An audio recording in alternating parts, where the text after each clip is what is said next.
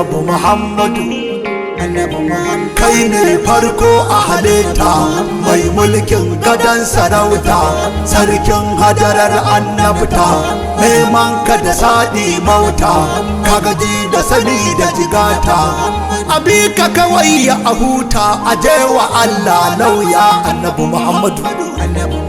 Ya haska kakken kudura, wanda ra'abu ya yi ta bishara, kai ke tasarifin hadara, sai haka rabbi ya tsara. Abi ka kawai ya asira, ta ko ina kai ne kai shura, ina ne ba kai annabi Muhammadu.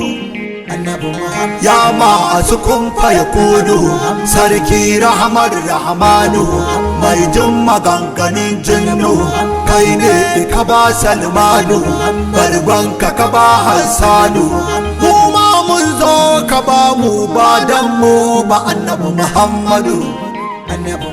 Wahayi daga kai ya kare, annabta ma ta kare, da kai rabu ya rufe kyaure, ba mai jinya kuka kare, hirar rukuya ya ta kare. Limamin dukan halitta kai ne dayya annabi Muhammadu.